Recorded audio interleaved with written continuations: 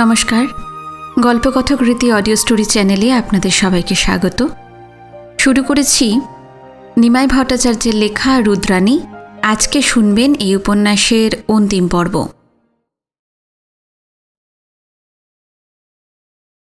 ইদানিং চাঁপার কথা ভাবতে গিয়েই ছোট জেঠুদের কথাও মনে পড়ে। আমার শোবার ঘরের পিছন দিকের যে সরু গলিটা হেলে দুলে এঁকে বেঁকে যুবক সমিতির মাঠের দিকে চলে গেছে, সেই গলিরই মাঝামাঝি বলাই দত্তদের পাশাপাশি দুখানা বাড়ি আছে। ওরই একটা বাড়িতে ছোট জেঠুরা থাকতেন। বলাই দত্ত কখনো একলা কখনো সপরিবারে বছরে এক আধবার এখানে আসতেন, কিন্তু রাত কাটাতেন না। ওরা সকালে এসে বিকেলেই ফিরে যেতেন। সবসময় ওরা মোটরে আসতেন, কিন্তু এখানে পৌঁছবার পর বলাই দত্ত কখনোই মোটরে চড়ে শহরের মধ্যে ঘুরে বেড়াতেন না। কাছাকাছি ওর বাড়িতে হেঁটেই যেতেন, আর দূরে যেতে হলে সবসময় বুড়ো যোগেনের রিকশায় যেতেন। ছোটবেলায় আমি অবাক হয়ে ভাবতাম, যার মোটর আছে তিনি কেন রিকশা চড়েন, তাও আবার ওই বুড়ো যোগেনের রিকশায়। তারপর একদিন মাকে জিজ্ঞেস করলাম, আচ্ছা মা, বলাই জেঠু এখানে এলেই মোটরে না চড়ে ওই বুড়ো যোগেনের রিকশায় ঘুরে বেড়ান কেন? যোগেন যে তোর বলাই জেঠুর বন্ধু। বন্ধু? বলাই জেঠু তো মস্ত বড় লোক, রিকশাওয়ালা যোগেন কি ওর বন্ধু হতে পারে? হ্যাঁ, সত্যিই ওরা বন্ধু। তোর জেঠু আর যোগেন তো ছোটবেলায় একসঙ্গে পড়তো, খেলতো। তুই তখন খুব ছোট, তখন ভীষণ বন্যা হয়েছিল। সেবার ওই বন্যায় এই শহরের বহু কাঁচা বাড়ি ভেঙে চুরে একেবারে গঙ্গায় ভেসে গেল। যোগেনদের বাড়ি ওই বন্যায় ভেঙে পড়ে। তারপর তো ওই জেঠুই তো যোগেনের বাড়ি পাকা করে দেয়। বাবা, বলাই জেঠু এত ভালো লোক? উনি সত্যিই খুব ভালো মানুষ। উনি যে পুরনো দিনের কথা ভুলে যাননি, তা দেখে আমি ওকে শ্রদ্ধা না করে পারি না। পুরনো দিনের কথা মানে? সে অনেক কথা, পরে একদিন তোকে সব বলবো। হ্যাঁ, পরে একদিন মা আমাকে সব কথা বলেছিলেন। তোর দাদু যে সংস্কৃত সাহিত্যে মহাপণ্ডিত ছিলেন সে কথা তো সবাই জানে। স্বয়ং স্যার আশুতোষ মুখার্জি যে তার পাণ্ডিত্য এবং চারিত্রিক বলিষ্ঠতার জন্য অত্যন্ত স্নেহ করতেন সে কথাও বহু লোকেই জানে। কিন্তু তোর ঠাকুমাও যে জ্যোতিষশাস্ত্রে অত্যন্ত পণ্ডিত ছিলেন তা কিন্তু বিশেষ কেউ জানে না। বাবা, ঠাকুমা যে বড় জ্যোতিষী ছিলেন তা তো আমি আজ প্রথম শুনছি। তুই তো সেই দিন হয়েছিস রে, তুই আর জানবি কি করে? কিন্তু ঠাকুমা জ্যোতিষশাস্ত্র পড়লেন কোথায়? তুই ভুলে যাচ্ছিস, তোর ঠাকুমার বাবা মহামহোপাধ্যায় ছিলেন।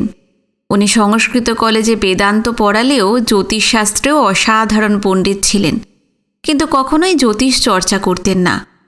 তাই তো উনি তোর ঠাকুমার প্রথম বিয়ের আগে ওর ঠিকুজি কোষ্ঠীর বিচার পর্যন্ত করেননি বা করতে দেননি। আমি এক মনে মায়ের কথা শুনছিলাম। মা একটা দীর্ঘশ্বাস ফেলে বললেন, কিন্তু বিয়ের 3 মাসের মধ্যেই মেয়ে বিধবা হবার পরই উনি ওর ঠিকুজি কোষ্ঠী তৈরি করে বিচার বিবেচনা করলেন আর মেয়েকেও জ্যোতিষশাস্ত্র পড়াতে শুরু করলেন। তোর ঠাকুমাই আমাকে বলেছেন, তোর দাদুর সঙ্গে ওর বিয়ের আগে উনি আর ওর বাবা দুজনে মিলে ঠিকুজি কোষ্ঠী বিচার করার পর এই বিয়ের ব্যাপারে সম্মত হন। আচ্ছা, ঠাকুমা তো ভালো মেয়ে ছিলেন, নিজের বিয়ের আগে নিজেই নিজের ঠিকুজি বিচার করেছিলেন।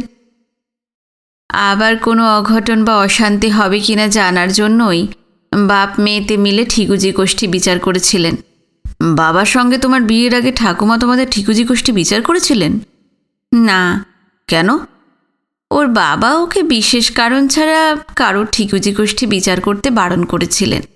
তার মানে ঠাকুমা কি কারোরই ঠিকুজি কোষ্ঠী করেননি? মা বোধহয় মাত্র 2-4 জনেরই করেছিলেন বলেই জানি। হঠাৎ ওই 2-4 জনের জন্য কেন? তোর বলাই জেঠু যে আমাদের এত পছন্দ করেন, ভালোবাসেন, তার কারণ তো তোর ঠাকুমা ও ঠিকুজি দেখে বলেছিল। এই তো বললে ঠাকুমা যা তার ঠিকুজি দেখতেন না, তাহলে? তোর এই বলাই জেঠুর বাবা একটা মুদিখানার দোকানে চাকরি করতেন, কিন্তু সেই সামান্য রোজগার দিয়ে তো সংসার চলতো না। অভাব অনটন আর ঠিকমতো খাওয়া দাওয়া না করতে পারার জন্য শেষ পর্যন্ত উনি যক্ষা রোগে মারা যান। বাবা মারা যাওয়ার পর 6 জন লোকের সংসারের দায়িত্ব যখন এই তোর বলাই জেঠুর ওপর এসে পড়ল, তখন তো উনি মাত্র 16 বছরের। মাত্র 16 বছরের? সংসার চালাবার জন্য তোর জেঠুকে পড়াশোনা ছেড়েও এই মুদির দোকানে চাকরি নিতে হলো। আচ্ছা মা, বলাই জেঠুর কোনো ভাই নেই? না, ভাই নেই, কিন্তু 3 বোন আছে। তখন তো এক বিধবা পিসিও ওদের সংসারে ছিলেন। ওই মুদির দোকানে কাজ করে তোর বলাই জেঠু মাত্র 10 টাকা মাইনে পেতেন, কিন্তু তাতে তো সংসার চলে না। তোর জেঠুর মা ওর বাড়িতে কাঁথা টাথা সেলাই করে মাত্র 2-5 টাকা আয় করতেন, তাতেও অভাব মিটত না। ওরা এত গরিব ছিলেন? হ্যাঁ রে, তখন ওরা সত্যিই বড্ড গরিব ছিলেন। তারপর কি হলো? উনি বড়লোক হলেন কবে? বলছি, সেদিন কি যেন একটা ব্রত উপলক্ষে কাত্যায়নী দেবী গঙ্গায় স্নান করতে গিয়েছিলেন। বাড়ি ফেরার পথে হারাধন মুদির দোকানের সামনে দাঁড়িয়ে বলাইকে হাউ হাউ করে কাঁদতে দেখে উনি তাড়াতাড়ি ওকে জড়িয়ে ধরে জিজ্ঞেস করলেন, হ্যাঁ রে বলাই, তুই অমন করে কাঁদছিস কেন? কি হয়েছে তোর? বলাই তখনও ফুঁপিয়ে ফুঁপিয়ে কাঁদছে, ওনার কথার জবাব দিতে পারে না। এবার কাত্যায়নী দেবী হারাধনকে জিজ্ঞেস করলেন, হ্যাঁ গো বলাই, এমনভাবে কাঁদছে কেন? তোমার কোনো খদ্দের ওকে কিছু বলেছে নাকি? তা হারাধন অত্যন্ত মেজাজের সঙ্গে জবাব দেয়, না, কোনো খদ্দের কিছু বলেনি, আমি ওকে মেরেছি। কেন? ওর অপরাধ কি শুনি? আমাকে না বলেই বাড়িতে নিয়ে যাবার জন্য ও চাল ওজন করছিল বলে। তা বলাই কাঁদতে কাঁদতে বলে, জানো জেঠিমা, আমি তো বলেই চাল নিতাম, কিন্তু দোকান বন্ধ হবার সময় হচ্ছিল বলে শুধু ওজন করে। হারাধন তখন গর্জে ওঠে, এ কি, তোর বাপের দোকান নাকি এটা, যে না বলে কই তুই চাল ওজন করবি? কাত্যায়নী দেবীও সঙ্গে সঙ্গে গর্জে ওঠেন, হারাধন, ভদ্রভাবে কথা বলতে শেখো। বলাই চুরি করলে থানা পুলিশ করতে পারতে, কিন্তু ওকে মারার কোনো অধিকার নেই।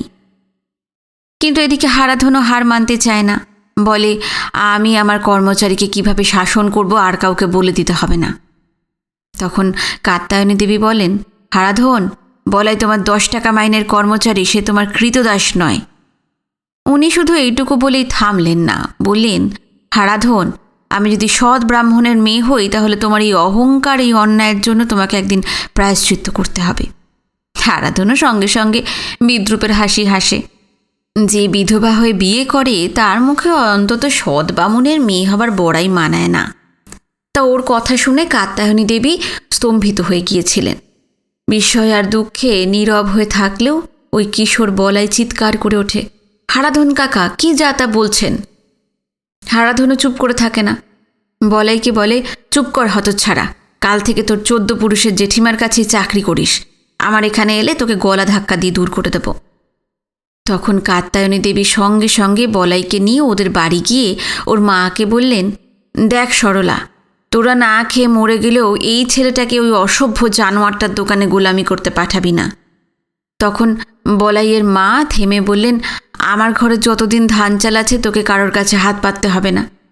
কিন্তু কাত্যায়নী দেবীকে বললেন, বর্দি, আমি নিত্য আপনার কাছ থেকে ধান চাল নিলে আপনাদের কি করে চলবে?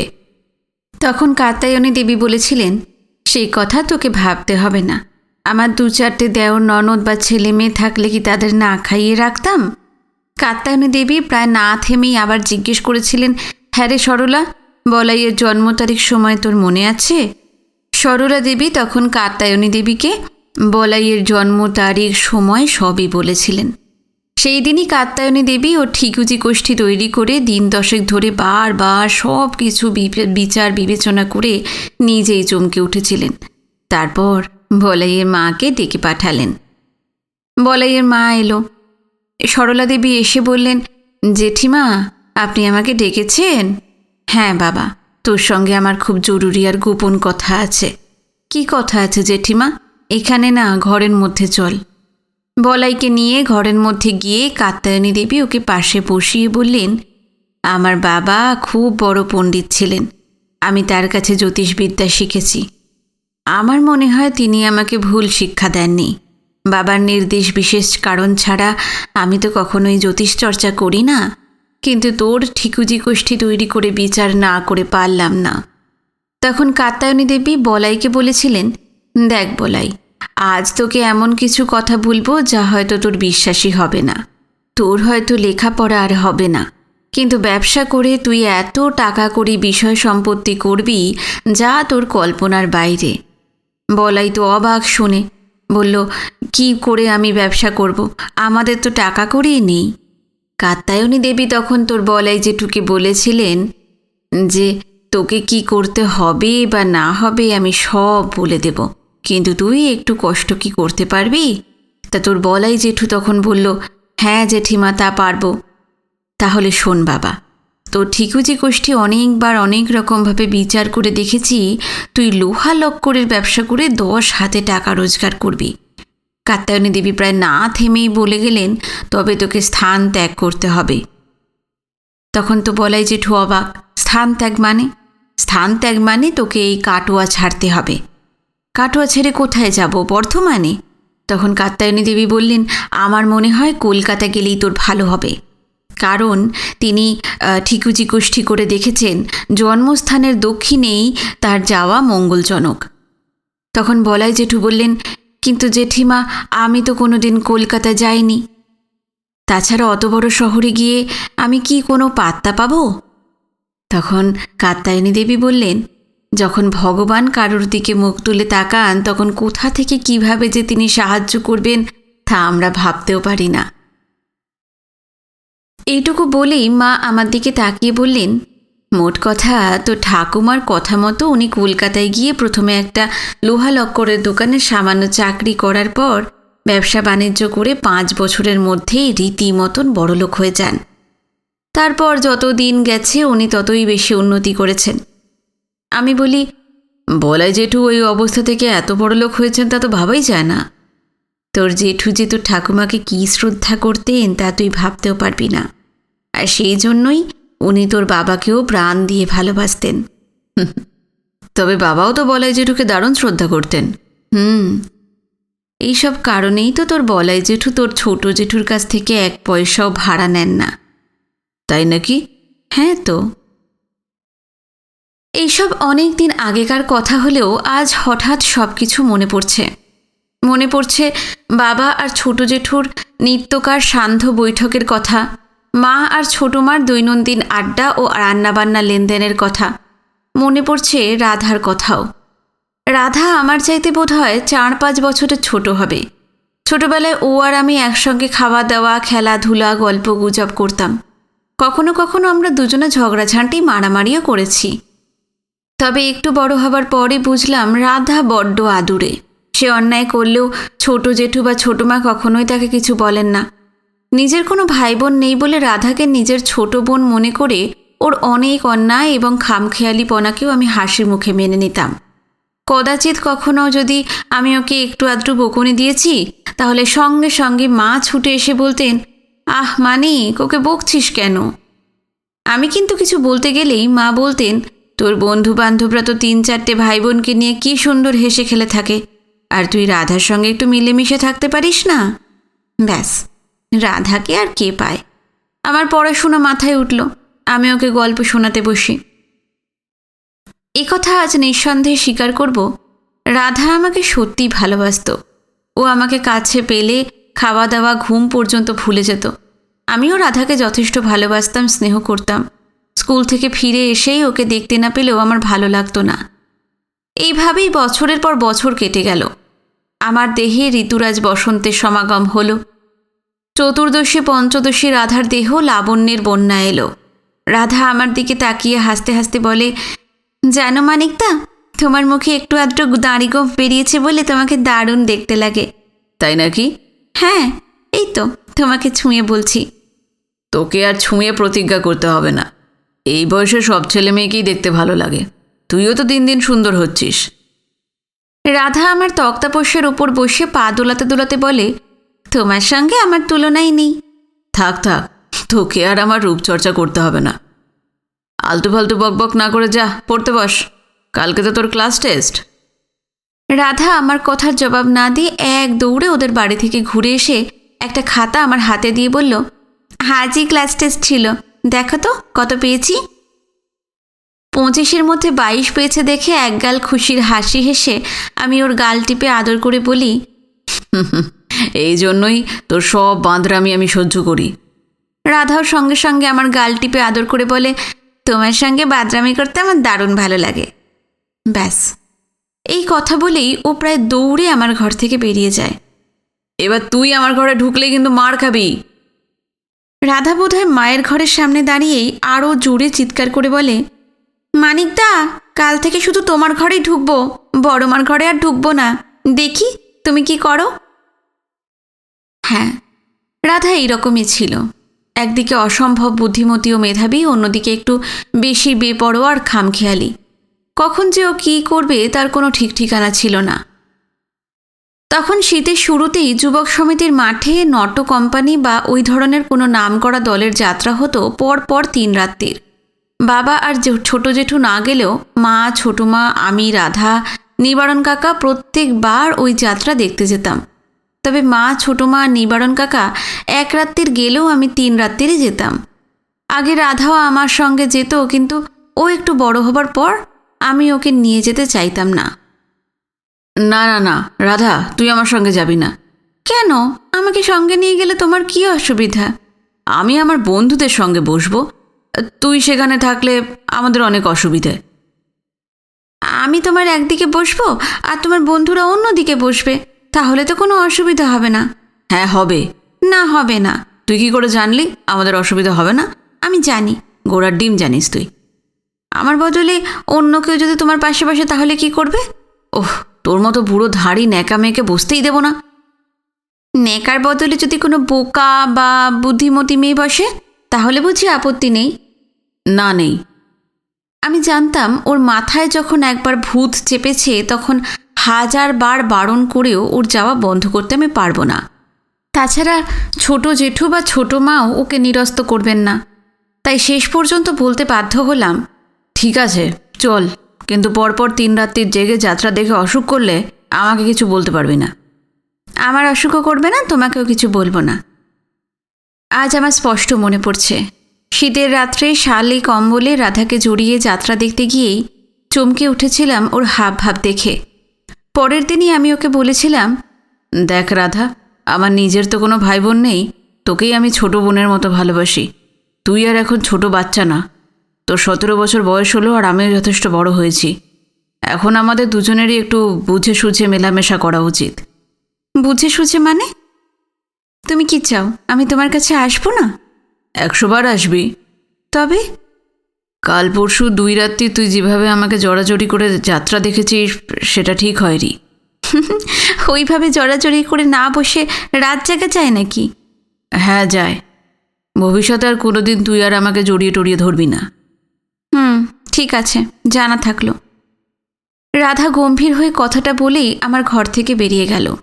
ব্যাস, পরের দিন থেকে রাধা আমাদের বাড়িতে যাওয়া আসা করলেও আমার ঘরে ঢুকতো না বা আমার সঙ্গে বিশেষ কথাবার্তাও বলতো না।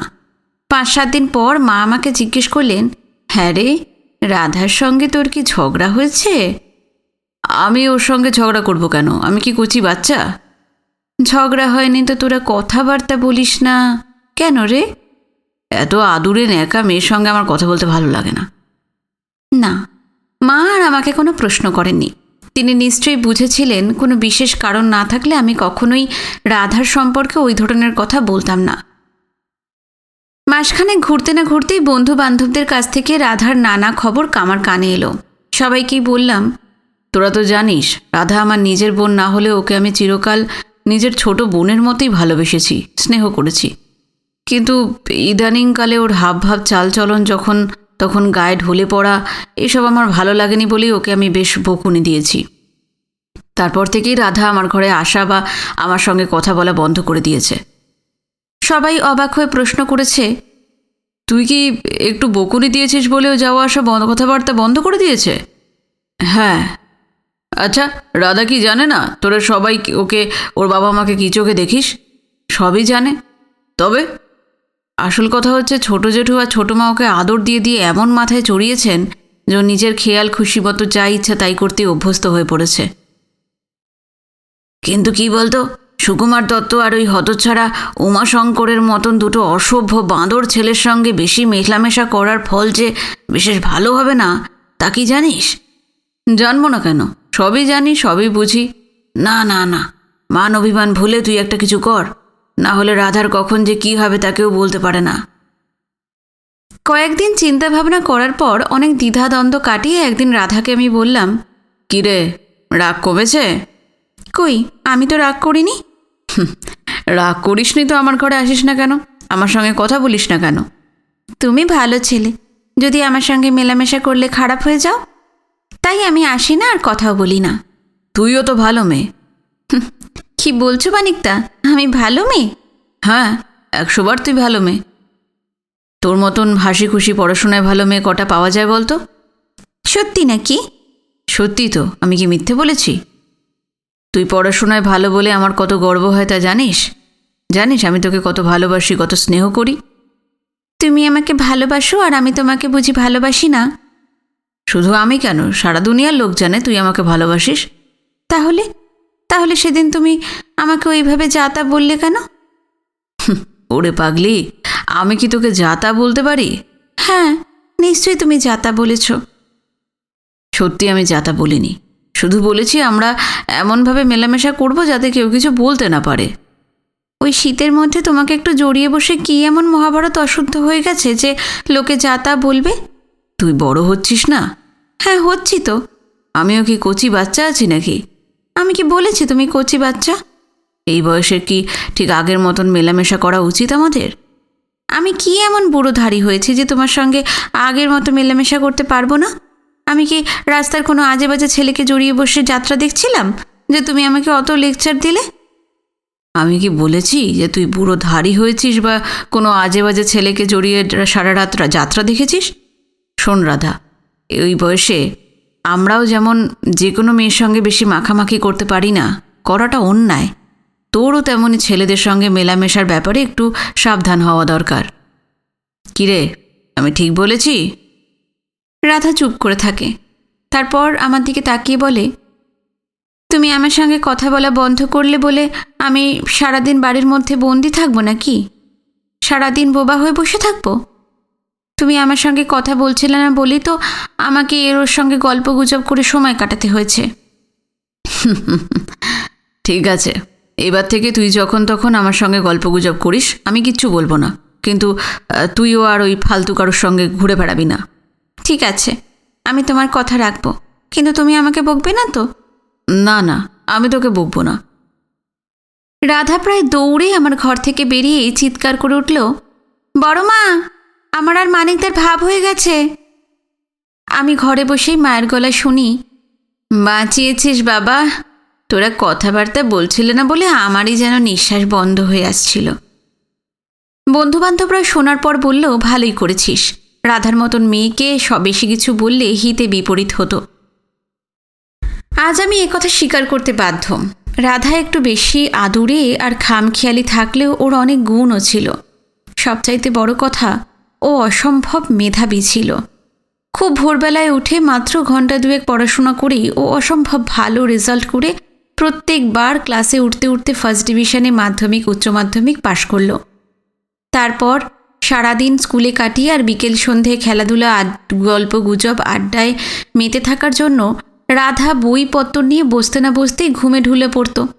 তবে হ্যাঁ, যেদিন মিলন পাঠাগার থেকে নতুন বই আনতো সেই দিনই সেই বই শেষ না করেও কখনোই ঘুমোতে পারত না। ওই জন্যই ও মাধ্যমিক পাশ করার আগে বঙ্কিমচন্দ্র থেকে শুরু করে তারা শঙ্কর, দুই বিভূতি, বিমল মিত্তির, নারায়ণ গাঙ্গুলি, অচিন্ত, প্রেমেন মিত্তিরের অধিকাংশ বইই শেষ করে ফেলল। রাধা যখন ক্লাস 7-এ পড়ে তখনই আমি ওকে দুটো একটা ইংরেজি উপন্যাস পড়াতে শুরু করি। বছরের মধ্যেই আমি দেখলাম ও Oscar Wilde, Conan Doyle, Dickens আর গ্র্যাহাম গ্রিনের ভক্ত হয়ে উঠেছে। এইসব গুণের জন্য আমি ওকে ভালো না বেশি পারতাম না। তবে হ্যাঁ, মধ্যবিত্ত ঘরের মেয়েরা পড়াশোনা করেও সংসারের যে সমস্ত কাজকর্ম করে সেই ব্যাপারে রাধার বিন্দুমাত্র আগ্রহ বা ইচ্ছা কোনো কিছুই দেখিনি। ছোটো মা কদাচিৎ কখনো ছোটোখাটো কোনো কাজকর্ম করে দেবার জন্য অনুরোধ করলে ও হেসে বলতো, পিকচার অফ ডোরিয়ান গ্রে পড়া বন্ধ রেখে আমি তোমাকে তরকারি কেটে দেব? তুমি কি পাগল হয়েছ? সাংসারিক কাজকর্মের ব্যাপারে চরম অনীহা থাকলেও ঘরদোর গোছানো আর কাপড় চোপড় পরার ব্যাপারে রাধার রুচির প্রশংসা না করে কেউ থাকতে পারত না। মা ওকে প্রায় বলতেন, ঈশ্বর যেমন তোকে রূপ দিয়েছেন তেমনই রুচিও দিয়েছেন। তোকে দেখলেই আমার চোখ জুড়িয়ে যায়।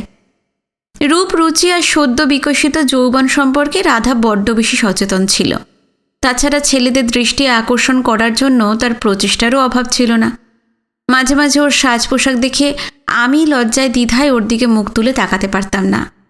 হায়ার সেকেন্ডারি পরীক্ষা দেবার পর অখণ্ড অবসর পেয়েই রাধা সকাল বিকেল সন্ধে কিছু কিছু বন্ধুর বাড়ি গিয়ে আড্ডা দিতে মেতে উঠল। এইসব বন্ধুদের 2-4 জনের দাদার সঙ্গেও রাধার বন্ধুত্ব হতেও দেরি হলো না। শুরু হলো এইসব ছেলেদের সঙ্গে সিনেমা দেখা, এখানে ওখানে বেড়াতে যাওয়া আর পিকনিক। মেয়ের ব্যাপারে ছোট মা ও ছোট জেঠুর সীমাহীন দুর্বলতা ছিল বলে তাদের কিছু না বলেই আমি একদিন মাকে বললাম, মা, তোমাকে আমি বলে দিচ্ছি, রাধা কিন্তু যে কোনো দিন একটা বিচ্ছিরি কেলেঙ্কারিতে জড়িয়ে পড়বে। 3 আগে নকুলের মা আমাকে ঠিক এই কথাই বলে গেলেন, জানিস। নকুল দাদের পাশের বাড়িতেই তো রাধার বেস্ট ফ্রেন্ড থাকে, সেখানেই। হ্যাঁ, দেবিকা, ওকে আমি খুব ভালো করেই চিনি। রাধার সঙ্গে কতদিন ও আমার এখানে এসেছে, কিন্তু ওই মেয়েটার কথাবার্তা, হাবভাব, চালচলন আমার কিছুই ভালো লাগেনি। নকুলদার মা ওই দেবিকার দাদার বিষয়ে কিছু বলেননি? হ্যাঁ, বললেন ছেলেটা বুঝি বিশেষ ভালো না। বিশেষ ভালো না মানে? অত্যন্ত বদ। নেহাত ভালো ফুটবল খেলে বলে পার পেয়ে যাচ্ছে। 2-1 মিনিট চুপ করে থাকার পর আমি আবার বলি, শুধু দেবিকার দাদাই নয়, ওই ধরনের আরও 2-4টে বাঁদর ছেলের সঙ্গে রাধা রোজ আড্ডা দেয় আর ঘুরে ফিরে বেড়ায়। ছোট জেঠু ঠিক এই সময়ে স্কুল থেকে রিটায়ার করলেন, কিন্তু কাটোয়া ছেড়ে চলে যাবার কোনো পরিকল্পনাই ওনাদের ছিল না। উনি বরাবরই বলতেন, মেয়ে গ্র্যাজুয়েট হবার পর ওর বিয়ে দিয়েই রানাঘাটে ফিরে যাব। কিন্তু না, শেষ পর্যন্ত আর সম্ভব হয়নি তা।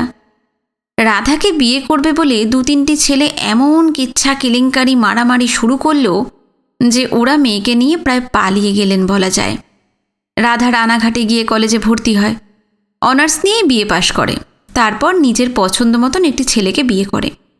সদ্য প্যারা টাইফার থেকে উঠেছি বলে রাধার বিয়েতে আমি যেতে পারিনি, তাছাড়া বিশেষ ইচ্ছাও ছিল না। তবে নিবারণ কাকাকে সঙ্গে নিয়ে মা গিয়েছিলেন। মা রানাঘাট থেকে ফিরে আসতেই জিজ্ঞেস করলাম, ছোট জেঠু ছোট মা জামাই পেয়ে খুশি? তা জানি না বাবা, তবে ছেলেটিকে দেখে শুনে আমার বিশেষ ভালো লাগেনি। কেন? প্রথম কথা, ছেলেটা তেমন শিক্ষিত না, নেহাতি ডিপ্লোমা পাস। রাধা যে কেন একজন ডাক্তার, ইঞ্জিনিয়ার বা প্রফেসরকে পছন্দ না করে এরকম একটা অতি সাধারণ ছেলেকে পছন্দ করলো জানি না বাবা। নিবারণ কাকা পাশে বসেছিলেন, উনি সঙ্গে সঙ্গে বললেন, যেসব বন্ধু বরযাত্রী এসেছিল তাদের দেখেই বুঝেছি জামাইটি বেশি সুবিধার হবে না। হায়ার সেকেন্ডারি পরীক্ষা দেবার পর রাধা যখন ছেলে বন্ধুদের সঙ্গে এখানে ওখানে ঘুরে বেড়াতে শুরু করলো, তখন নানা জনের কাছেই ওর নিন্দা শুনতে শুনতে শেষ পর্যন্ত রাধাকে আমি বলতে বাধ্য হয়েছিলাম, শোন, তোকে একটা সোজা কথা বলে দিচ্ছি, যখন ভদ্রসভ্যভাবে লোকজনের সঙ্গে মেলামেশা করতে শিখবি তখনই আমার সঙ্গে কথা বলিস, তার আগে তুই আমার সঙ্গে আর কথা বলবি না। সারা দুনিয়ার লোকের কাছে তোর কীর্তি কাহিনী শুনতে শুনতে আমার মাথা একেবারে হেঁট হয়ে যাচ্ছে। বোধহয় এই কারণেই রাধা আমাকে কোনো চিঠিপত্র লেখে না, আমিও আর ওর সঙ্গে কোনো যোগাযোগ রাখিনি। তাই তো চাঁপা রাধাদের ওখানে চলে যাওয়ায় আমি যেমনই চিন্তিত তেমনই সমস্যায় পড়েছি। রাধাদের ঠিকানা তো দূরের কথা, ও শ্বশুরবাড়ির কোনো খোঁজ খবরও আমি জানি না। আমি চুপ করে থাকতেও পারছি না, আবার যোগাযোগ করার কোনো উপায়ও জানা নেই। কি অস্বস্তিতে দিন কাটাচ্ছি তা ভগবানই জানেন। রোগ, শোক, জরা, দারিদ্র, বিচ্ছেদ, বেদনা সত্ত্বেও সময় তার আপন গতিতে এগিয়ে চলে। ভাদ্রের মেঘ সূর্যকে লুকিয়ে রাখলেও পৃথিবীর চলা থেমে যায় না। সর্বত্যাগী সন্ন্যাসীর মতোই সংসারে সুখ দুঃখে উতলা হয়ে সময় থমকে দাঁড়ায় না। সময় বড় নির্মম, বড়ই উদাসীন। ঠিক 2.5 বছর হলো চাঁপা চলে গেছে, তবু আমার দিন কেটে যাচ্ছে ঠিকই। ছাত্রছাত্রী পড়াচ্ছি, খাওয়া দাওয়া করছি, বন্ধুদের সঙ্গে আড্ডা দিচ্ছি, কিন্তু তবুও প্রতি মুহূর্তে চাঁপার অনুপস্থিতি অনুভব না করে পারি না। আয়েশা চাঁপাকে দেখেনি, তাই ও বিশেষ কিছু না বললেও বন্ধুবান্ধব আর শ্রীপর্ণা প্রায়ই চাঁপার কথা বলে। বছর 2 ওর কোনো খোঁজখবর নেই বলে উৎকণ্ঠাও প্রকাশ করে, কিন্তু আমি বিশেষ কিছু বলি না। কি বলবো? আমি কি করে বলবো চাঁপার জন্য অত্যন্ত চিন্তিত আমি। ওর জন্য যে প্রতি মুহূর্তে একটা বিচিত্র শূন্যতা অনুভব করি তাও প্রকাশ করতে পারি না। ইদানিং চাঁপার জন্য আমি সত্যিই চিন্তিত। মাঝে মাঝে মনে হয় ও বোধহয় ভালো নেই, হয়তো কোনো বিপদে পড়েছে বলেই আমাকে চিঠিপত্র লিখতে পারছে না। রানাঘাট থেকে জামশেদপুর যাওয়ার পর চাঁপার একটা মাত্র পোস্টকার্ড এসেছিল, কিন্তু তাতে কোনো ঠিকানা ছিল না। লিখেছিল নতুন বাড়িতে গিয়ে ঠিকানা জানাবে, কিন্তু আজ পর্যন্ত ঠিকানা জানিয়েও ওর কোনো চিঠি এলো না। সারাদিন কাজকর্ম দায় দায়িত্বের জন্য অন্য চিন্তা ভাবনা করার বিশেষ অবকাশ না পেলেও রাত্রে শোবার পর প্রায় রোজই চাঁপার কথা মনে হয় হঠাৎ চাঁপার বিয়ে হয়ে যায়নি তো? ওর স্বামী বা শ্বশুরবাড়ির লোকজনদের জন্যই কি চিঠি লিখতে পারছে না? আরও কত কি আবোল তাবোল চিন্তা করি। এইসব প্রশ্নের কোনো উত্তর খুঁজে পাই না। তবে এইটুকু বলতে পারি, চাঁপা সুস্থ স্বাভাবিক থাকলে নিশ্চয়ই আমাকে চিঠি লিখত। আমাকে চিঠি না লিখেও এতকাল চুপ করে থাকতে পারতো না। আবার কখনো কখনো মনে হয় যে কোনো কারণেই হোক চাঁপা যখন আমার সঙ্গে যোগাযোগ রাখছে না, তখন আমিই বা ওর কথা এত চিন্তা করছি কেন? ও যদি আমাকে ভুলতে পারে, তাহলে আমি বা ওকে ভুলে যাব না কেন? তাছাড়া চাঁপা আমার কি? নেহাত নিবারণ কাকার মেয়ে বলে ওকে আমরা ভালোবেসেছি, স্নেহ করেছি। সেও আমাদের আপনজন মনে করে আমাদেরই একজন হয়ে গিয়েছিল। কিন্তু এই বন্ধন, এই প্রীতি ভালোবাসার সম্পর্ক যে চিরদিন টিকে থাকবে তার তো কোনো মানে হয় না। যে যুগে স্বামী স্ত্রীর সম্পর্ক দীর্ঘস্থায়ী হচ্ছে না, সন্তান মা বাবাকে সংসার থেকে বিদায় করে দিচ্ছে, ভাই বোনের মধুর সম্পর্ক চরম তিক্ততায় পরিণত হচ্ছে, সেই যুগে চাঁপা আমার সঙ্গে সম্পর্ক বা যোগাযোগ না রাখলে আশ্চর্য হবার কি আছে? কিন্তু চাঁপাকে মন থেকে নির্বাসিতা করতে গিয়েও পদে পদে হোঁচট খাই। বাথরুমে গিয়ে মাথায় জল ঢালার পর সাবান মাখতে গিয়ে দেখি সাবান শেষ।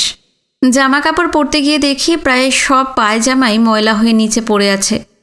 এই 2.5 বছরে অন্তত 10-12 বার আমার চেক বই হারিয়েছে। তারপর কখনো পেয়েছি বইপত্রের মধ্যে, কখনো পেয়েছি তোশকের নিচে বা ছেড়ে ফেলা জামার পকেটে। মাসে অন্তত 2-1 দিন বাবা মায়ের ছবির সামনে ধূপকাঠি জ্বালাতে গিয়ে আবিষ্কার করি একটাও ধূপকাঠি নেই। এই ধরনের ঘটনা নিত্য নৈমিত্তিক ঘটবেই। আর তখনই মনে হয় চাঁপা থাকলে কখনোই এইসব সমস্যা দেখা দিত না। সিগারেট খেতে খেতে যদি ঘুমিয়ে পড়ি, সেই ভয়ে আজকাল আর শুয়ে আরাম করে সিগারেট খেতে পারি না। চাঁপা চলে যাবার পর 2-3 দিন বিছানার চাদর তোশক বেশ খানিকটা পোড়াবার পরই শুয়ে শুয়ে সিগারেট খাওয়া বন্ধ করতে বাধ্য হয়েছি। আজকাল বারান্দায় বসে সিগারেট খাবার পরই শুতে যাই। রাত্রে শোবার পর কখনো কখনো জেগে জেগেই স্বপ্ন দেখি, আচ্ছা কাল সকালে যদি চাঁপা এসে হাজির হয়, যদি ওর ডাকাডাকিতেই আমার ঘুম ভাঙে, যদি... এইসব আবোল তাবোল ভাবতে ভাবতেই আমি ঘুমিয়ে পড়ি। চাঁপা চলে যাবার পর আমার একটা বদ অভ্যাস হয়েছে। আগে দিনে ঘুমোতে আমার ভালো লাগতো না, পছন্দও করতাম না। এমনকি বন্ধুবান্ধবদেরও বলতাম শুধু বাঙালি আর স্প্যানিশরা ছাড়া পৃথিবীর আর কোনো জাতির মানুষ দিনের বেলা ঘুমোয় না। বহু বাঙালি ব্যবসাদার নিছক দিবানিদ্রার লোভে দুপুরবেলায় 2-4 ঘন্টা দোকান বন্ধ রাখেন। আগে আমি দুপুরবেলা মায়ের সঙ্গে গল্পগুজব করে বইপত্র পড়েই কাটিয়ে দিতাম। মা মারা যাবার পর চাঁপার সঙ্গে 1-8 ঘন্টা কথাবার্তা বলার পর বইপত্র পড়তে পড়তে বিকেলবেলার চা খাবার সময় হয়ে যেত। কিন্তু এখন এই বইপত্র পড়তে পড়তেই রোজ ঘুমিয়ে পড়ি। আজও ঘুমিয়েছিলাম, অঘরে ঘুমোচ্ছিলাম। হঠাৎ কে যেন আমার নাম ধরে চিৎকার করতেই আমার ঘুম ভেঙে গেল। আমি বিছানা ছেড়ে ওঠার আগেই সুধীর অত্যন্ত উত্তেজিত হয়ে আমার ঘরে ঢুকেই বলল, মানিক, এ মানিক, এই দেখ দেখ কে এসেছে দেখ। আমি কিছু জিজ্ঞেস করার আগেই শ্রীপর্ণা চাঁপাকে নিয়ে ঘরে ঢুকল। আমি কয়েক মুহূর্তই অপলক দৃষ্টিতে ওর দিকে তাকিয়ে থাকার পর জিজ্ঞেস করলাম, এ কি হঠাৎ, কোথা থেকে এলি? রাঁচি থেকে। রাঁচি থেকে? সুধীর আগের মতে উত্তেজিত হয়ে বলল, আরে আমাদের দোকানের কেষ্ট ঘাটশিলায় ওর দিদি জামাইবাবুর কাছে বেড়াতে গিয়েছিল। সেখান থেকে ফেরার সময় হাওড়া স্টেশনে টিকিট কাটতে গিয়ে হঠাৎ ওকে পাগলের মতো ঘুরে বেড়াতে দেখে সঙ্গে করে নিয়ে এসেছে। দাদা, চাঁপা যে কি সর্বনাশের হাত থেকে বেঁচে গেছে তা আপনি ভাবতেও পারবেন না। তুই জামশেদপুর থেকে রাঁচি গিয়েছিলি কেন রে? সে অনেক কথা। হঠাৎ এভাবে খবর টবর না দিয়ে আমি জামাইবাবুকে ছুরি মেরে পালিয়ে এসেছি। কি? ছুরি মেরে পালিয়ে এসেছিস? মানে? চাঁপা জবাব দেবার আগেই শ্রীপর্ণা আগের মতোই উত্তেজিত হয়ে বলল, ও ঠিক করেছে। আমি হলে তো ওই হতচ্ছাড়াকে একেবারে শেষ করে দিতাম। আমি আমি কিছু বুঝতে পারছি না, ব্যাপারটা কি হয়েছে কি? শ্রীপর্ণা চাঁপার একটা হাত ধরে বলল, হ্যাঁ রে, আমাকে যা যা বলেছিস সব বল, সব দাদাকে বল। চাঁপা শ্রীপর্ণার দিকে তাকিয়ে চাপা গলায় বলল, সব বলবো? হ্যাঁ, সব বলবি, মোটামুটি সবই বলবি। জামশেদপুরের বাড়িতে পৌঁছেই চাপা অবাক হয়ে যায়। একটু চাপা হাসি হেসে বলে, রাধাদি, তোমাদের বাড়িটা কি বিরাট আর সুন্দর? হ্যাঁ, বাড়িটা বেশ বড়। শুধু বড় বলছো কেন? এত সুন্দর বাড়ি কি কাটোয়ায় আছে? প্রত্যেকটা ঘর দূর বারান্দা যেমন বড় তেমনই সুন্দর। রান্নাঘরটা তো মানিকদার শোবার ঘরের চাইতেও বড়। তোর মানিকদার মতো তো আমরা সেকেলেও না, আধা বেকারও না, বুঝেছিস? তোর মানিকদা ভাঙাচোরা পুরনো বাড়িতে থাকে বলে কি আমাদেরও ওই রকম বাড়িতে থাকতে হবে নাকি? রাধার কথা শুনে চাঁপা চমকে ওঠে, বিরক্তও হয় মনে মনে, কিন্তু মনের ভাব মনের মধ্যে চেপে রেখে ও বলে, আমি তো নিজেই বললাম তোমাদের বাড়িটা খুব ভালো, তুমি শুধু শুধু রাগ করলে। রাধা আর কোনো কথা বলে না, চুপ করে থাকে। চাঁপাই আবার বলে, রাধাদি, ছোটো মা তো সকাল থেকে নিচের ঘরেই আছেন, উনি কি ওই ঘরেই থাকবেন নাকি দোতলায়? না না না না, দোতলায় না, ওই একতলাতেই থাকবেন। ছোটো মা তো বাতের রুগী, একতলা তো ঠান্ডা হবে গো, দোতলায় থাকলে বোধ হয়। না না না, মা দোতলায় থাকবেন না, একতলাতেই থাকবেন। আর রানাঘাটের বাড়ির তুলনায় এই বাড়ির একতলা তো স্বর্গ একেবারে। সে তো 100 বার। তবে দোতলার ঘরগুলোতে অনেক বেশি রোদ্দুর আসে বলে দোতলায় তোর জামাইবাবু থাকেন। ও, জামাইবাবুর ঘর ছাড়াও তো আরও 2টো ঘর আছে রাধাদি। আহ চাপা, তুই বড্ড বেশি কথা বলিস। আমার সঙ্গে অযথা বেশি কথা বলবি না একদম। সেই শুরু। জামশেদপুরের বাড়িতে পা দেবার কয়েক ঘন্টার মধ্যেই চাঁপা বুঝতে পারে এখানে সে কখনোই সুখে থাকতে পারবে না। 2-4 দিনের মধ্যেই চাঁপা আরও অনেক কিছু বুঝতে পারল, জানতেও পারল।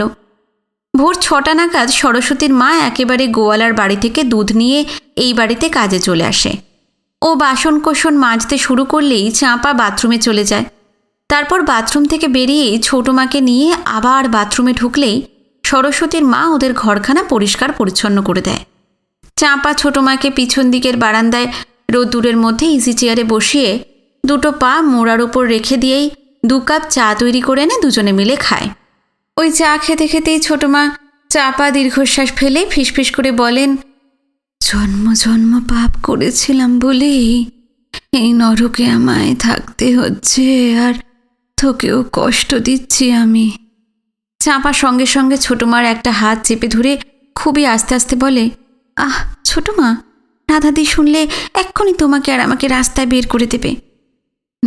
দেবে, সেখানে অন্তত এই নরক যন্ত্রণা ভোগ করতে হবে না রে। ছোট ফ্লাস্কে 2 কাপ চা ভরে কাপ প্লেট নিয়ে চাঁপাকে ঠিক 8টার সময় রাধাকে ডাকতে হয়। রাধাদি। কোনো সাড়া দেয় না রাধা। রাধাদি, উঠে পড়ো, 8টা বেজে গেছে। রাধা কোনো মতে চোখ মেলে জিজ্ঞেস করে, কিরে, কটা বাজে? এই তো 8টা 5। চা দে। চাঁপা ফ্লাস্ক থেকে 1 কাপ চা ঢেলে দেয়। রাধা চায়ের কাপে 1 চুমুক দিয়েই বলে, চটপট বাথরুমে গরম জল দিয়ে দে তো। হ্যাঁ, জল বোধহয় এতক্ষণে ফুটে গেল, দিচ্ছি। মোটামুটি আধ ঘন্টা বাথরুমে কাটিয়ে বেরোতে না বেরোতেই চাঁপা ওর ব্রেকফাস্ট নিয়ে আসে। ড্রেসিং টেবিলের সামনে দাঁড়িয়ে সাজগোজ করতে করতেই রাধা জিজ্ঞেস করে, কিরে, আজকে কি তৈরি করেছিস? এই তো পরোটা আর ডিমের ডালনা। আচ্ছা, যা এবার একটু কফি নিয়ে আয়। চাঁপা রান্নাঘরের দিকে পা বাড়াতেই রাধা বলে, তুই চিনি দিবি না কিন্তু, তুই চিনি দিলেই একেবারে শরবত বানিয়ে ফেলিস। প্রায় বিয়ে বাড়িতে নেমন্তন্ন খেতে যাবার মতন কাপড় চোপড় পরে রাধা ঠিক 9:15 স্কুলে রওনা হয় ওদেরই গাড়িতে। রাধা বেরিয়ে যাবার পরপরই চাঁপা 1 গ্লাস গরম দুধ আর একটা পরোটা সামান্য একটু তরকারি দিয়ে ছোটো মার পাশে গিয়ে দাঁড়াতেই উনি বলেন, কিরে, মহারানী বেরিয়ে গেলেন? হ্যাঁ। উনি একটা চাপা দীর্ঘশ্বাস ফেলেন, তারপর আবার বলেন, এই মেয়েকে লেখাপড়া শিখিয়ে মানুষ করার জন্য কত কষ্ট করেছি আমরা স্বামী স্ত্রী, আর সেই মেয়ে সারাদিন একটা কথাও বলে না আমার সঙ্গে। চাপা এক টুকরো পরোটা আর তরকারি ওর মুখের সামনে ধরে বলে, ছোট মা, এইসব কথা ভেবে কি লাভ বলো তো? যেভাবে হোক দিন তো কেটেই যাচ্ছে। দেখ মা, সবাইকেই একদিন বুড়ো বুড়ি হতে হবে। তোর রাধাদি বোধহয় মনে করে কোনো দিন তার বয়স বাড়বে না, এইভাবেই মেজাজ দেখিয়ে সে জীবন কাটিয়ে দেবে। তা কি সম্ভব বল? সূর্যদেবকেও অস্ত যেতে হয়, আমরা তো সাধারণ মানুষ। নাও নাও ছোট মা, চটপট খেয়ে নাও তো, জামাইবাবুর আবার ওঠার সময় হয়ে গেল। দুধের গেলাসে এক চুমুক দিয়ে ছোট মা জিজ্ঞেস করেন, মহাপ্রভু কাল রাত্রিরে কখন ফিরলেন রে? ওই তো 1:15 নাগাদ। এই দুটো বিচিত্র জীবের দাসী বৃত্তি করা তোর কপালে ছিল বলে এই বোধহয় কাটুয়া ছেড়ে রানাঘাটে মরতে এসেছিলি। আমি তো তোমার জন্য এসেছিলাম ছোট মা, তোমার জন্যই আছি, কারোর দাসী বৃত্তি করতে আসিনি। ছোট মাকে দুধ খাইয়েই চাপা দৌড়ে দোতলায় গিয়ে জামাইবাবুর ঘরে উঁকি দেয়। ওকে একটু নড়াচড়া করতে দেখলি চটপট চা তৈরি করে আনে। জামাইবাবু, জামাইবাবু, এই দেখুন চা এনেছি। 2-4 বার ডাকাডাকির পর উনি চোখ মেলে তাকিয়ে একটু হেসে বলেন, লক্ষ্মী মেয়ে, চা এনেছিস? হ্যাঁ, এই তো চা এনেছি। দে দে। চাপা চায়ের কাপ এগিয়ে দিতেই পুলকবাবু ওর দিকে তাকিয়ে একটু হেসে বলেন, ঘুম ভেঙে তোর মুখখানা দেখলেই মন একেবারে ভরে যায়। আমার মতো সুন্দরী বোধহয় আপনি সারা জীবনও দেখেননি, তাই না জামাইবাবু? এই নিন, আপনি কাগজ পড়ুন, আমি একটু পরে আবার চা দিয়ে যাচ্ছি। আরে, ড্রাইভার কি ফিরে এসেছে? হ্যাঁ, অনেকক্ষণ। ওকে বল গাড়িতে তেল ভরে আনতে। আমি ব্রেকফাস্ট খেয়েই ঘাটশিলা যাব। হ্যাঁ, বলছি। খবরের কাগজ পড়তে পড়তেই 2-4 জনকে টেলিফোন করে পুলকবাবু বাথরুমে চলে যান। তারপর সামান্য কিছু খেয়েই উনি সারাদিনের মতন তৈরি হয়ে নিচে নামেন। বাড়ি থেকে বেরোবার আগে উনি মুহূর্তের জন্য শাশুড়ির সামনে দাঁড়িয়ে জিজ্ঞেস করেন, কেমন আছেন? ওই একই রকম। যে ডাক্তারকে দেখাবো তিনি কয়েকদিনের জন্য পাটনা গিয়েছেন, উনি ফিরে এসেই আপনাকে দেখতে আসবেন। হ্যাঁ, ঠিক আছে। পুলকবাবু আর এক মুহূর্ত দেরি না করে গাড়িতে উঠে চলে যান। সঙ্গে সঙ্গে ছোটমা বলেন, হ্যাঁ রে চাপা, রাজা রানী তো বেরিয়ে গেছেন, এবার তোরা দুজনে একটু কিছু মুখে দে। হ্যাঁ ছোট মা, এক্ষুনি ছাড়ছি। এইখানেই বসে খাবি? হ্যাঁ ছোট মা, রোজই তো তোমার সামনে বসেই খাই। সরস্বতীর মা আর চাপা ওর সামনে খেতে বসলেই ছোট মা বলেন, এই বয়সে তো কম সংসার দেখলাম না, কিন্তু এই সৃষ্টি ছাড়া সংসার বাপের জন্মে দেখিনি। কিরে, আসছিস যে বড়? এখন না হয় মানিক বেশ ভালোই আয় করে, কিন্তু ওর বাবার আমলে তো ওদের অবস্থা বিশেষ ভালো ছিল না, তবু ওদের সংসার দেখলে বুক জুড়িয়ে যেত। চাপা চুপ করে থাকলেও ছোট মা চুপ করে থাকেন না। একবার নিঃশ্বাস নিয়েই বলেন, মেয়ের বিয়েতে যথা সর্বস্ব খরচ করার পর আমাদের রানাঘাটের সংসারে নুন আনতে পান্তা ফুরিয়ে যেত, কিন্তু এই ধরনের লক্ষ্মী ছাড়া সৃষ্টি ছাড়া জীবন কাটায়নি কোনো দিন। সরস্বতীর মা বলে, বুঝলে বুড়িমা, ভালো মাইনে পাই বলে এই বাড়িতে কাজ করি, কিন্তু একটুও ভালো লাগে না। এটা হোটেল নাকি স্বামী স্ত্রীর সংসার তা ভেবে পাই না। এইসব গল্পগুজব চলতে চলতেই চাপা উঠে দাঁড়িয়ে বলে, ছোট মা, আমি এক্ষুনি উনুনে জল বসিয়ে দিচ্ছি, জল গরম হয়ে গেলেই তোমাকে চান করিয়ে দেব। ছোট মাকে চান করিয়ে কাপড় চোপড় পরিয়ে আবার রোদ্দুরে শুইয়ে বসিয়ে দেবার পরই চাপা চলে যায় রান্নাবান্না করতে। রাধা রবিবার ছাড়া কোনো দিনই দুপুরে খায় না, কিন্তু পুলকবাবুর জন্য রোজই রান্না করতে হয়। তবে দুপুরের দিকে উনি কদাচিৎ কখনো আসেন। দুপুরে এলেও উনি খেয়ে দিয়েই আবার বেরিয়ে যান। রান্নার পর্ব শেষ করেই চাঁপা ছোটোমাকে খাইয়ে দেয়। তারপর স্নান করে এসে নিজেও খেয়ে নেয়। তারপর ছোটোমার ঘরে এসে নিজের তক্তাপোষে শুয়েই চাপা বলে, ও ছোটোমা, ঘুমাচ্ছ নাকি? না না, ঘুমোচ্ছি না। এই দিন রাত্রি শুয়ে বসে থাকলে কি যখন তখন ঘুম আসে রে? তাছাড়া আকাশ পাতাল চিন্তা ভাবনা করি বলে আর ওই ঘুম আসে না। কি এত চিন্তা করো? এখানে আসার পর থেকে শুধু এই মেয়ে জামাইয়ের কথাই ভাবি। মেয়েটা লেখাপড়ায় এত ভালো হওয়া সত্ত্বেও কি করে যে বুলকের মতন ছেলেকে বিয়ে করলো ভেবেই পাই না। এই কথা বলছো কেন ছোটমা? জামাইবাবু কি ভালো না? বিয়ের আগে ওর দুর্নাম শুনতে শুনতে আমরা পাগল হয়ে যেতাম। রানাঘাটের একটা লোকও পুলককে সহ্য করতে পারত না। কেন? কেন আবার? অসভ্য বাঁদর ছিল বলে। কিন্তু এখন তো জামাইবাবুকে দেখে বিশেষ খারাপ মনে হয় না। তবে তবে কি বল বল? রাত্রিরে বোধহয় উনি রোজই নেশা করে ফেরেন। নেশা কি ও নতুন করছে রে? বিয়ের আগে থেকেই নেশা করছে। তাই নাকি? তবে আর কি বলছি। তবে যে শুনি রাধাদি নিজে পছন্দ করে ওকে বিয়ে করেছে। তুই কি ভেবেছিস আমরা পছন্দ করে এরকম একটা লোফার ছেলের সঙ্গে আমাদের মেয়ের বিয়ে দিয়েছি? তবে ছোটমা, জামাইবাবু কিন্তু রাধাদির মতন মেজাজি নয়। অন্তত আমার সঙ্গে তো উনি ভালো ব্যবহারই করেন। তবে যত ভালো ব্যবহার করুক, মা চাপা, তুই একটু সাবধানে থাকিস। রানাঘাটে থাকতে পুলক যে কত মেয়ের সঙ্গে কত কি করেছে তার তো কোনো ঠিক ঠিকানা নেই। এইসব গল্পগুজব করতে করতেই চাঁপা বারবার ঘড়ির দিকে তাকায়। 3:30 বাজলেই বলে, ছোটমা, আমি যাই, রাধাদির খাবার দাবার করতে যাই।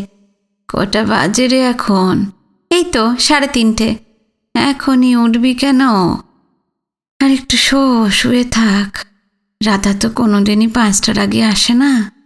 না না ছোটমা, অনেকদিন 4:30-র মধ্যেও এসে যায়। চাঁপা বিছানা ছেড়ে উঠতে উঠতেই বলে, রাধাদির মেজাজ তো জানো ছোটমা, চা জল খাবার দিতে 1 মিনিট দেরি হলেই। জানি জানি রে, সবই জানি। তোকে যখন খেতে দিচ্ছে তখন তো খাটিয়ে নেবেই, তাই না? রাধা বাড়ি ফিরে এসে চায়ের কাপে চুমুক দিয়ে জিজ্ঞেস করে, হ্যাঁ রে চাঁপা, কোনো খবর আছে? না রাধাদি। তোর জামাইবাবু দুপুরে খেতে এসেছিল? না রাধাদি। শোন, আমি রাত্রিরে খাবো না। বন্ধুর বাড়ি নেমন্তন্ন আছে, ফিরতেও বোধহয় একটু রাত হবে। চাঁপা শুধু মাথা নাড়ে, মুখে কিছু বলে না। রাধা আবার বলে, আমি বা তোর জামাইবাবু ফেরার আগেই তুই যেন ঘুমিয়ে পড়িস না আবার। তুমি বা জামাইবাবু বাড়ি ফেরা না পর্যন্ত তো আমি ঘুমোই না রাধাদি। রাধা রোজ না হলেও 2-4 দিন পরপরই সন্ধ্যের দিকে কোনো না কোনো বন্ধুর বাড়ি যায়। খাওয়া দাওয়ার ব্যাপার থাকলে 10:30-11টার আগে ফেরে না। তবে অন্যান্য দিন 9টার মধ্যে ফিরে এসেই খেয়ে দিয়ে শুয়ে পড়ে একতলায় নিজের ঘরে। পুলকবাবুর ফিরতে রোজ দেরি হয়। 11টা 11:30টার আগে কোনো দিনই ফেরেন না। কোনো দিন 12টা-1টাও বেজে যায়। চাঁপা নিজের বিছানায় শুয়ে থাকলেও ঘুমোতে পারে না। হঠাৎ ঘুম ভেঙে গেলে ছোটমা মাঝে মাঝে জিজ্ঞেস করে, আরে চাঁপা, ঘুমিয়েছিস? না ছোটমা। পুলক বুঝি এখনো ফেরেনি? না। এত রাত্রিরেও যে কোন ভদ্রলোক বাড়ির বাইরে থাকে তা বাবা বুঝি না। তুমি কথা না বলে ঘুমাও ছোটমা। হ্যাঁ হ্যাঁ, ঘুমোচ্ছি। শান্তিতে কি আর ঘুমোতে পারি? পুলকবাবু বাড়ি ফিরেই সোজা উপরে উঠে যান। পিছন পিছন চাঁপা উপরে গিয়ে ওর ঘরের দরজার বাইরে দাঁড়িয়ে জিজ্ঞেস করেন, জামাইবাবু, খেতে দেব? না না, আমি খেয়ে এসেছি, তুই শুতে যা। তবে যেদিন বাড়িতে ফিরে খাওয়া দাওয়া করেন সেদিন খেতে খেতে নানা কথা বলেন। বুঝলি চাঁপা, চাকরি বাকরি ছেড়ে নিজের কারখানা করে লাখ লাখ টাকা আয় করছি ঠিকই, কিন্তু বড্ড পরিশ্রম করতে হচ্ছে। এই তো দেখ না, আজ সারাদিন শুধু চা খেয়েই কাটিয়ে দিয়েছি। সামান্য কিছু মুখে দেবো তার সময়ও পাইনি। সারাদিন এইভাবে না খেয়ে থাকলে তো দুদিনেই আপনার শরীর ভেঙে পড়বে জামাইবাবু। যেভাবেই হোক এক ফাঁকে বাড়ি এসে খেয়ে যাবেন। কোনো কোনো দিন পুলকবাবু অন্য কথাবার্তাও বলে। আরে চাপা, এই তো রাঁধাদি কেমন আছে? ওনার প্রশ্ন শুনে চাপা না হেসে পারে না। রাধাদির খবর আপনি জানেন না? কি করে জানবো বল, এ কি আমার সঙ্গে কথা বলে?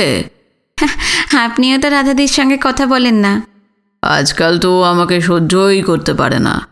তাই কখনো হয়? সত্যি বলছি রে, ও আমাকে একদম বরদাস্ত করতে পারে না। কেন? আমি যে খারাপ, আমি খুবই খারাপ। বুঝলি চাপা, তো রাধাদি যখন বিয়ের আগে আমার সঙ্গে ফুর্তি করতো, আমি ভালো ছিলাম তখন, কিন্তু এখন আমি খারাপ হয়ে গেছি। চাপা আর কি বলবে, অবাক হয়ে শুধু ওর কথাই শোনে। দেখ চাপা, যে মেয়েকে নিয়ে বিয়ের আগে ফুর্তি করা যায় তাকে কিন্তু বিয়ে করে সংসার করা যায় না। এইভাবেই মাসের পর মাস কেটে যায়। সেদিন সকালে পুলকবাবুকে একবার চা দিতে গিয়ে চাঁপা জিজ্ঞেস করল, জামাইবাবু, আমি যে চিঠিপত্র দিই সেগুলো কি আপনি ডাকবাক্সে দেন নাকি? কেন বলতো? না, কাটোয়া থেকে তো একটাও চিঠি এলো না। ভাবছি মানিকদা কি আমার কোনো চিঠিই পায়নি? কারখানায় যাবার পথেই তো তোর চিঠি লেটার বক্সে ফেলে দিই। তোর মানিকদা হয়তো বিয়ে থা করে নতুন বউকে নিয়ে মেতে উঠেছে এমন যে তোকে চিঠি লেখার সময়ই পাননি। না জামাইবাবু, মানিকদা সেই ধরনের মানুষ নন। চিঠি পেলে উনি জবাব দেবেন না তা হতেই পারে না। ওরে চাপা, এই সংসারে সব কিছু হতে পারে।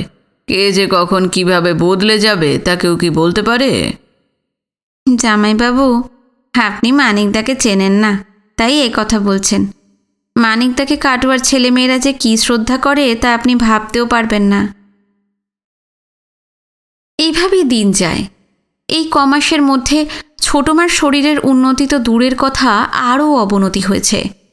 আগে দেওয়াল ধরে ধরে আস্তে আস্তে হাঁটতে পারতেন, এখন তাও পারেন না। প্রতিটি কাজের জন্য চাঁপার সাহায্য নিতে হয়।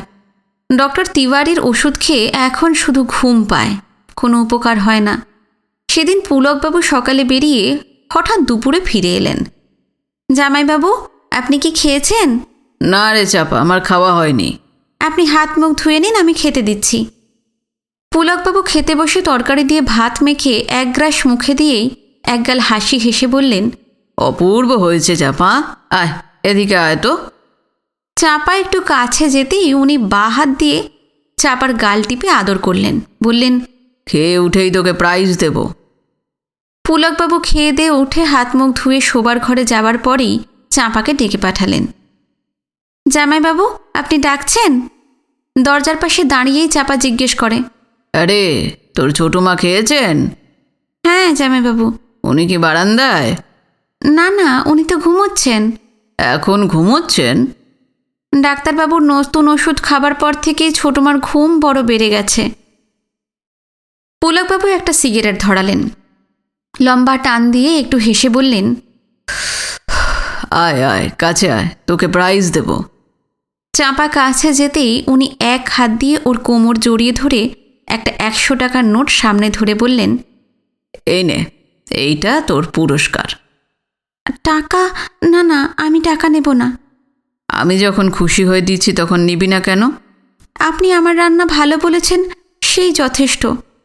এই জন্য আমি টাকা কেন নেব? পুলকবাবু ওকে আরও একটু কাছে টেনে নিলেন, বললেন, আমি যখন খুশি হয়ে দিচ্ছি তখন নিবি না কেন? না না জামাইবাবু, আমি নেব না। আর টাকা দিয়ে আমি কি করব? না, চাঁপা কিছুতেই টাকা নেয় না। কিন্তু এরপর থেকে দুপুরবেলা খেতে এসে বা মাঝরাত্রিরের পর বাড়ি ফিরে এলেই কারণে অকারণে চাঁপাকে কাছে টেনে নিয়ে একটু আধটু আদর না করে ছাড়েন না পুলকবাবু। তাছাড়া কত প্রশংসা করেন। সত্যি বলছি চাঁপা, তোকে যেমন দেখতে সুন্দর, তোর রান্নাবান্নার স্বভাব চরিত্রও ঠিক তেমনই ভালো। আমাকে যে কত সুন্দর দেখতে তা কি আমি জানি না? তুই বিশ্বাস কর, আমি শুধু তোর জন্যই দুপুরে বাড়িতে আসি। আজকাল তোকে দেখতে, একটু কাছে পেতে যে খুব ইচ্ছে করে, কাজকর্মের ক্ষতি করেও তাই বাড়ি চলে আসি।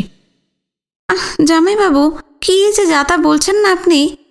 পুলকবাবু হঠাৎ ওর বুকের ওপরে হাত দিয়ে বলেন, সত্যি সত্যি বলছি চাঁপা, তোকে আমার বড্ড ভালো লাগে।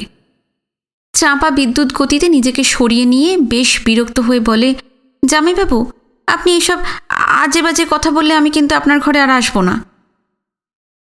পুলকবাবুর কাণ্ড কারখানা দেখে চাঁপা অবাক হয়ে যায়। উনি যেভাবে আদর টাদর করেন, যখন তখন গায়ে হাত দেন, তা চাঁপার একটুও ভালো লাগে না। মনে মনে ভাবে, মানিকদাও তো অসম্ভব আমাকে ভালোবাসেন, কিন্তু কই, তিনি তো কোনোদিন জামাইবাবুর মতন কাছে টেনে নিয়ে আদর করেননি। বড়মা মারা যাবার পর তো আমরা দুজনেই অত বড় বাড়িতে থেকেছি।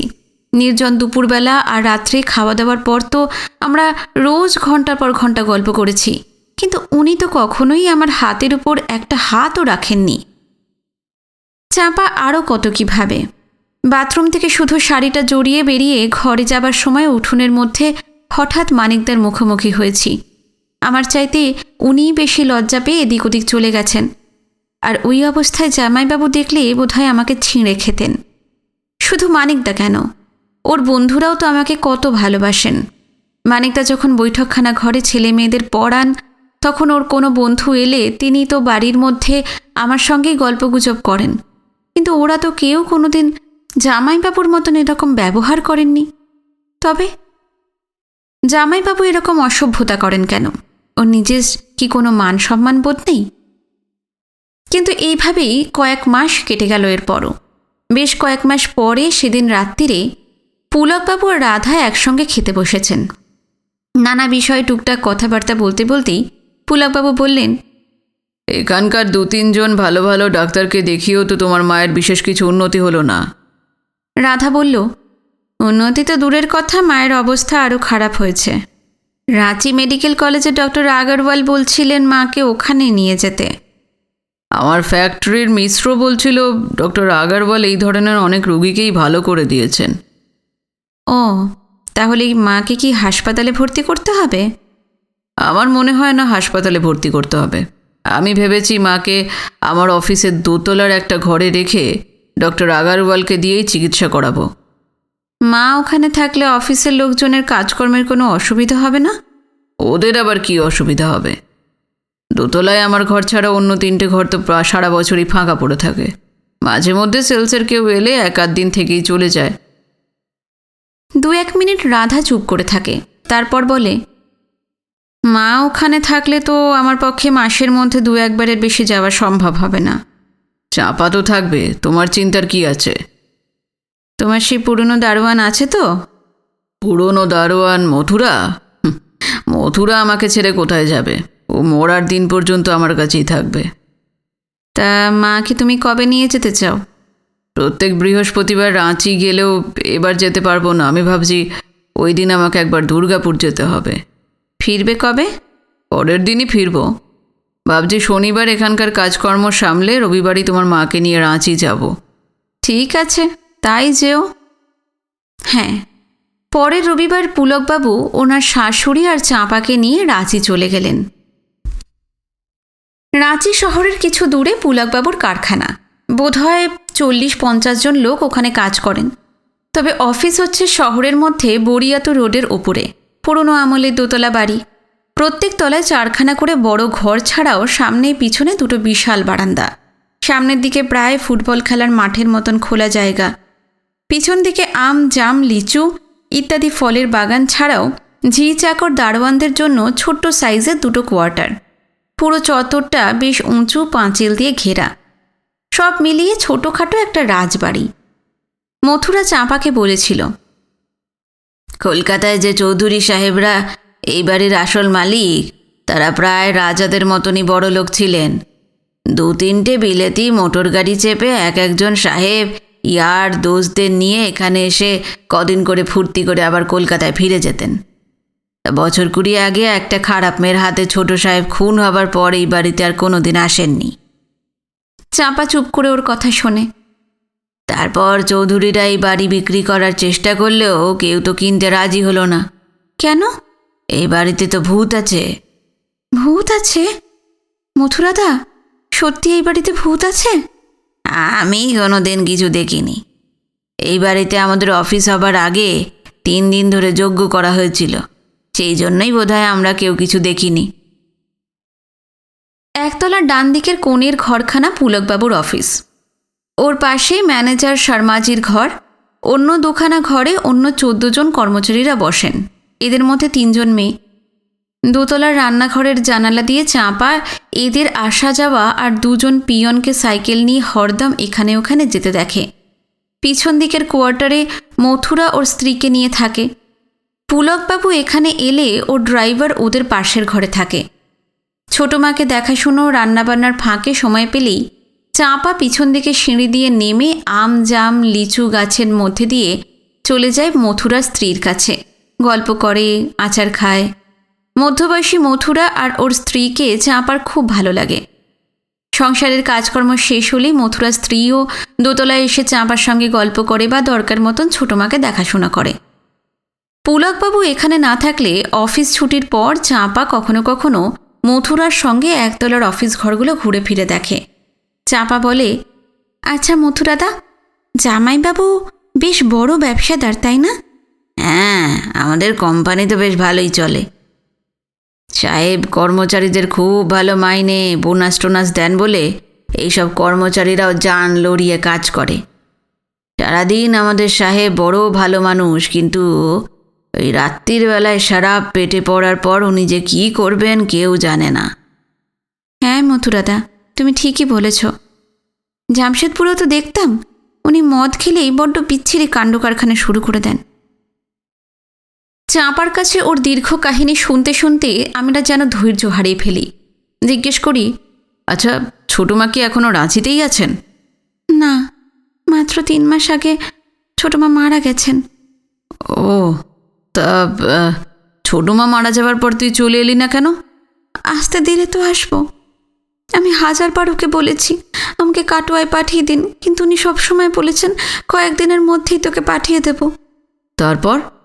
রাঁচিতে যাবার পরই জামাইবাবু বড্ড বেশি অসভ্যতা করতে শুরু করলেন। অফিসের লোকজন চলে যাবার পর উনি যখন তখন আমাকে ওর অফিসে ঘরে ডেকে পাঠাতেন। কেন? উনি এটা ওটা দেবার কথা বললেও আসলে আমার গায়ে একটু একটু হাত দেবার মতলবেই বারবার ডেকে পাঠাতেন। তা তুই বারণ করতি না কেন? 1000 বার বারণ করতাম, বারণ করলে উনি শুনতেন না। একদিন একটু বাড়াবাড়ি করার চেষ্টা করতেই আমি ওর একটা হাতে কামড়ে দিয়েছিলাম। শুনেই আমার মাথা গরম হয়ে যায়। আমি জিজ্ঞেস করি, তারপরে ওই ছোট লোকটা তোকে বিরক্ত করতো? রাঁচিতে থাকলেই উনি আমাকে বিরক্ত করতেন। আর মথুরা কিছু করতে পারতো না? মথুরা খেয়েতে ওর কোয়ার্টারে শুয়ে পড়ার পরই তো জামাইবাবু এসব অসভ্যতা করত। শ্রীপর্ণা আমার দিকে তাকিয়ে বলে, জানো দাদা, ওই দৈত্যটার ভয়ে চাঁপা সারা রাত জেগে থাকতো। মেয়েটা কত রাত্রি যে ভালো করে ঘুমোয়নি তা শুনে আমার মাথাটাই ঘুরে গেছে। কি চেহারা ছিঁড়ি হয়েছে মেয়েটার। আমি একটা চাপা দীর্ঘশ্বাস ফেলি। এবার শ্রীপর্ণা চাঁপার দিকে তাকিয়ে বলে, চাপা, তুই এবার আসল ঘটনাটা বলতো। চাঁপা মুহূর্তের জন্য আমার দিকে তাকিয়েই মুখ নিচু করে নীরব হয়ে দাঁড়িয়ে থাকে। রাগে দুঃখে লজ্জায় ওর 2 চোখ দিয়ে জল গড়িয়ে পড়ে। মুহূর্তের জন্য একবার যেন কেঁপে ওঠে। তারপর আস্তে আস্তে মুখ তুলে আমার দিকে তাকিয়ে খুব চাপা গলায় বলে, সেই রাত্রিরে রাত 12:30 পর্যন্ত আমি জেগেছিলাম। তারপর কখন যে ঘুমিয়ে পড়েছি বুঝতে পারিনি। হঠাৎ কে যেন আমার কাপড় খুলে নেওয়ার চেষ্টা করে। আমার ঘুম ভেঙে যায়। কি বলছিস তুই চাপা? আমি আমার মরা বাপ মায়ের দিব্যি খেয়ে বলছি, আমি এক বর্ণ মিথ্যে বলছি না। ও একবার থেমে এক বুক ভরে নিঃশ্বাস নিয়ে বলল, ঘুম ভাঙতেই দেখি জামাইবাবু আলো জ্বালিয়ে আমার শাড়ি ধরে টানতে টানতে বলছেন, আজ তোকে কিছুতেই ছেড়ে দিচ্ছি না। হে রাম রাম। আমি চিৎকার করে উঠতেই উনি ঠাস করে আমার গালে একটা চড় মারলেন। তারপরেই যা তা বলতে শুরু করলেন। তারপর? আমি কি পারি ওই ওষুধটার সঙ্গে? উনি আমার শাড়িটা টেনে ছিঁড়ে দিয়ে আমার ব্লাউজটা ধরতে আমার মাথায় খুন চড়ে গেল। ধস্তাধস্তি মারামারির মধ্যে আমি টেবিলের উপর থেকে ছোটমার ফল কাটা ছুরিটা নিয়ে ওর বুকে বসাতে গেলাম। টানাটানি ধস্তাধস্তির মধ্যেই ছুরিটা বুকে না লেগে হাতে লাগতে উনি চিৎকার করে পড়ে গেলেন। ঠিক করেছিস তুই। ব্যাস, আমি সঙ্গে সঙ্গে দৌড়ে মথুরাদার ঘরে হাজির। এরপর শ্রীপর্ণা বলল, জানেন দাদা, ওরা স্বামী স্ত্রী চাঁপাকে পুরো একটা দিন ঘরের মধ্যে লুকিয়ে রেখে পরের দিন রাত্রে কলকাতা ট্রেনে চড়িয়ে দেয়। চাঁপা ঝপ করে বসে পড়ে আমার দুটো পা জড়িয়ে ধরে হাউ হাউ করে কাঁদতে থাকে। বলে, মানিকদা, আমি আর কোথাও যেতে চাই না মানিকদা, তুমি আমাকে শাঁখা সিঁদুর পরিয়ে তোমার কাছে রেখে দাও। আমি আর কিচ্ছু চাই না, যেমন ছিলাম তেমনই থাকবো, কোনো দিন বিরক্ত করবো না তোমাকে। তুমি ছাড়া আমার তো কেউ নেই মানিকদা, কেউ নেই। আমি দুহাত দিয়ে ওকে তুলে ধরে বললাম, হ্যাঁ, এটাই আমার ভুল হয়েছে। তোকে অনেক আগেই আমার বিয়ে করা উচিত ছিল। তোকে শাঁখা সিঁদুর পরিয়েই আমার কাছে রেখে দেব। শ্রীপর্ণা একগাল হাসি হেসে সুধীরের দিকে তাকিয়ে বলল, দেখলে, এই হচ্ছে আমার দাদা। সুধীর হাসতে হাসতে চাঁপাকে বলল, এবার থেকে তোকে আমি চাঁপা নয়, রুদ্রাণী বলে ডাকবো।